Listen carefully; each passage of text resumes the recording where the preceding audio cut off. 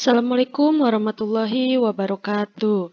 Selamat pagi anak-anak. Mudah-mudahan di pagi hari yang cerah ini, di hari yang berbahagia ini, di hari Rabu yang penuh dengan keceriaan, mudah-mudahan kalian masih dikasih kesempatan oleh Allah untuk terus menyaksikan atau mendengarkan pemateri MPLS daring ini.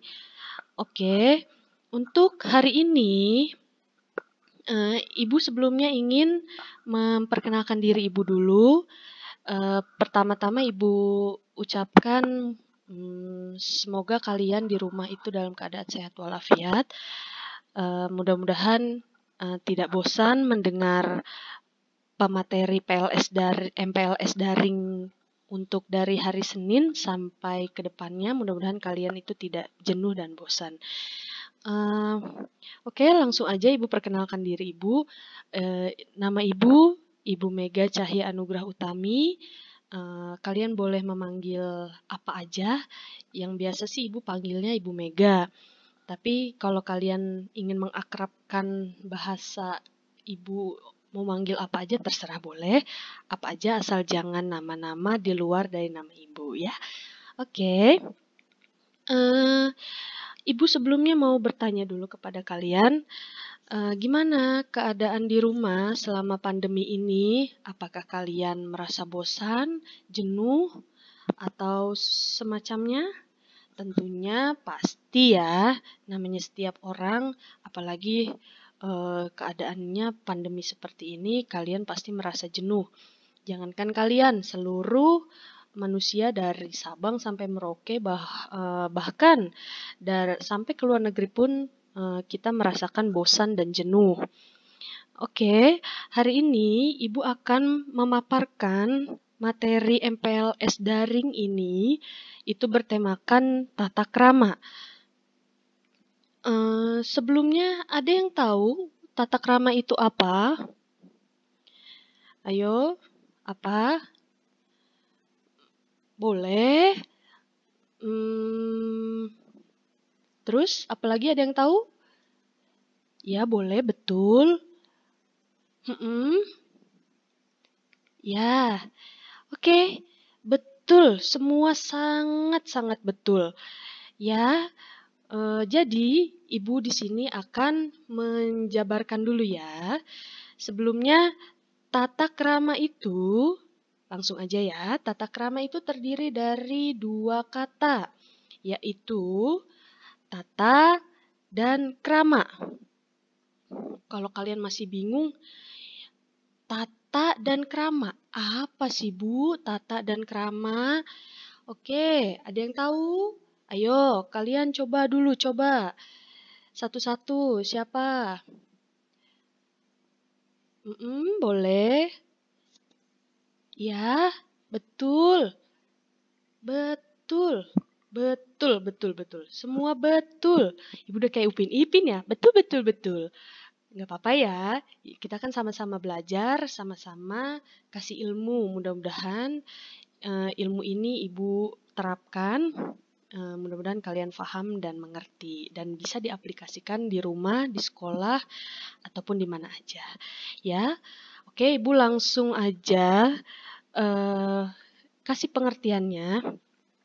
Tata itu, dari tadi ya, dari dua kata itu, tata dan krama. Tata itu berarti adat istiadat atau aturan norma. Ya, jadi kalau misalkan kalian belum mengerti adat istiadat itu apa, jadi itu waktu di masa kecil itu kan kalian itu kan dari mulai di kandungan akhirnya kan kalian dilahirkan itu. Nah, kalian dilahirkan oleh kedua orang tua. Nah, kalian itu setelah lahir, kalian kan dibimbing oleh orang tua, dikasih tahu cara tutur katanya, cara cara berbicara, cara berpakaian, cara segala macam halnya, ya. Jadi, langsung aja ke keramanya. Krama mengandung pengertian itu sopan santun. kelakuan yang sesuai dengan norma peraturan yang disepakati di dalam pergaulan antar manusia. Ya. Jadi sampai sini kalian paham apa itu tata dan krama? Bisa diulang? Ya, betul. Ya. Boleh. Terus. Iya, semua benar. Jadi, Ibu ulang sekali lagi ya, takut kalian belum paham dan belum mengerti. Jadi, tata itu berarti adat istiadat, ya, aturan atau norma. Dan krama itu mengandung pengertian sopan santun, kelakuan yang sesuai dengan norma peraturan yang disepakati di dalam pergaulan antar manusia. Jadi sesama manusia kita harus saling bertata krama atau melakukan hal-hal seperti adat istiadat, terus apapun norma-norma yang berlaku di negara ini ya. Oke, lanjut.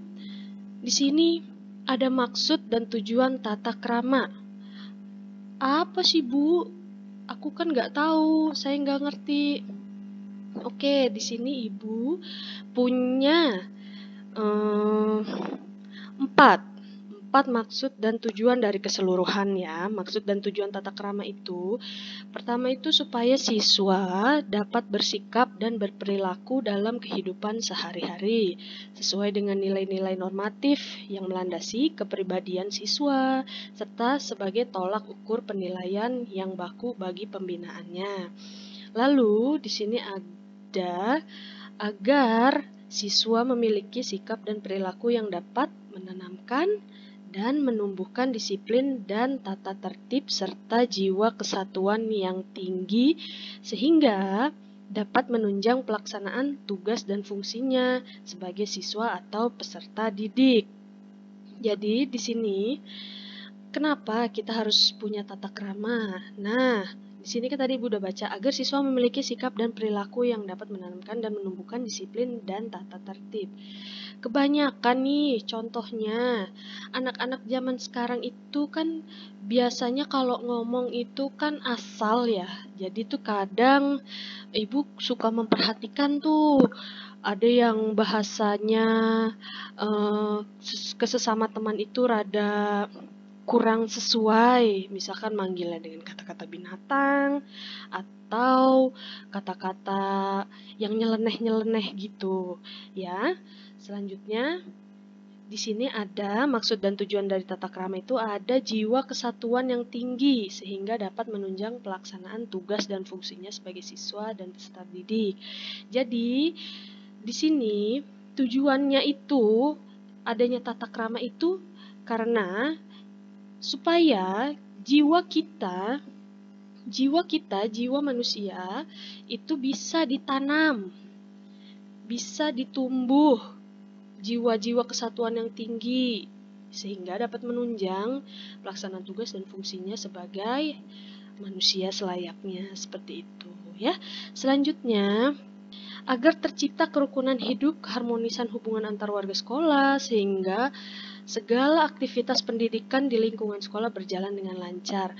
Mau siapapun itu, misal di sekolah contohnya, kepada guru kita harus saling menghormati, kepada janitor, kepada yang lebih tua, orang tua, seperti itu kakek, nenek, saudara, kakak, adik, semua kita harus bisa bertata krama. Oke, lanjut. Di sini Ibu ada tata krama di lingkungan sekolah. Ada yang tahu seperti apa? Seperti apa yo? Oke, Ibu langsung jelaskan saja. Di sini, tata krama di lingkungan sekolah itu terdiri dari ada 4 ya. Salah satunya itu pertama Ibu sebutin dulu tata krama bergaul. Lalu ada tata krama berpakaian dan ada tata krama belajar. Nah, tata krama bergaul itu di sini ada yang tahu Apa aja sih? Apa aja sih? Coba. Ya, oke. Di sini ya. Tata krama bergaul itu ada dua, tata krama bergaul dengan guru dan staf, tata usaha, ada tata krama bergaul dengan sesama siswa. Bu, gimana nih caranya tata krama bergaul dengan guru? Baik, Ibu jelaskan. Di sini, tata krama bergaul dengan guru itu berbicara yang sopan di hadapan guru, gitu ya. Antara lain, suara tidak boleh melebihi dari suara guru. Misal, kalau gurunya itu sedang menjelaskan, ya, contohnya ya, misalkan guru sedang menjelaskan materi yang ada di depan kelas. Kalian itu bergaduh di kelas, tidak mendengarkan, berbicara dengan teman, atau sibuk sendiri dengan urusan kalian gitu di kelas ya, itu tidak baik, itu melanggar tata krama. Ya, selanjutnya mengucapkan salam bila bertemu dengan guru. Ya, jadi kalau misalkan ketemu dengan guru, biasanya nih anak-anak, kalau ketemu guru di sekolah, iya, misalkan ketemu dengan guru di sekolah pas-pasan, Assalamualaikum, seperti itu. Ibu, gitu. Boleh menyapa seperti itu. Ya, terus kalian misalkan nih, contoh lainnya ya. Contoh lainnya misal kalau kalian bertemu kita di luar sekolah, itu kan tadi di dalam sekolah ya. Kalau di dalam sekolah kan kalau bertemu pas-pasan kan otomatis kalian itu pasti menyebutkan Assalamualaikum Ibu, seperti itu. Nah, ini biasanya nih kalau di luar. Kalau kita bertemu di luar, pernah Ibu punya contoh kecil waktu pernah lah ya. Ibu bertemu dengan salah satu murid, mereka tuh tahu sebenarnya itu ada ibu gitu, tapi mereka itu malah kayak ngerasa ketakutan seperti itu, ya, kayak ngerasa takut, akhirnya mereka pergi, tidak mau menyapa. Itu salah satu etika tata krama bergaul dengan gurunya, walaupun tidak benar ya, walaupun kita berada di sekolah ataupun di luar sekolah itu kita harus sama ya. Lalu di sini tidak memotong pembicaraan guru dan bila terpaksa, maka harus minta maaf terlebih dahulu. Misal kalau mau guru menerangkan, misalkan kalian ingin bertanya, kalian harus menggunakan kata-kata, maaf Bu, saya boleh bertanya atau apapun. Nah, seperti itu ya. Lalu lanjut, memperhatikan guru yang sedang bicara. Lalu di sini tidak boleh menyapa guru dengan sapaan. Halo Pak, halo Bu, halo Bos, halo bro, nggak boleh ya, apapun itu ya, nggak boleh ya. Nah, oke. Selanjutnya di sini ibu ada bergaul dengan sesama siswa. Ya, di sini ada menghormati kakak kelas dan menyayangi adik kelas, saling menjaga perasaan dengan tidak mengucapkan kata-kata yang dapat menyinggung perasaan teman, baik secara lisan maupun secara tertulis. Lanjut, saling menolong atau membantu kesulitan sesama teman. Tidak boleh mengambil sesuatu milik teman kecuali atas izin teman. Di sini ada mengingatkan teman yang berperilaku tidak sopan terhadap guru atau melanggar tata tertib sekolah.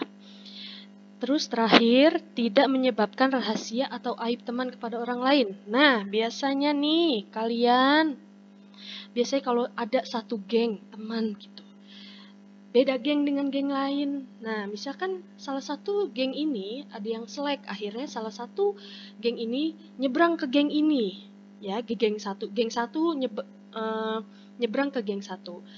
Musuhan ceritanya. Nah, si sebelumnya itu setelah berlama-lama berkelompok gitu ya, berteman, si satu orang ini itu cerita gitu, masalah pribadi atau masalah apapun. Nah, setelah mereka selek, singkat cerita, akhirnya pindahlah ke kelompok itu, ke geng satu.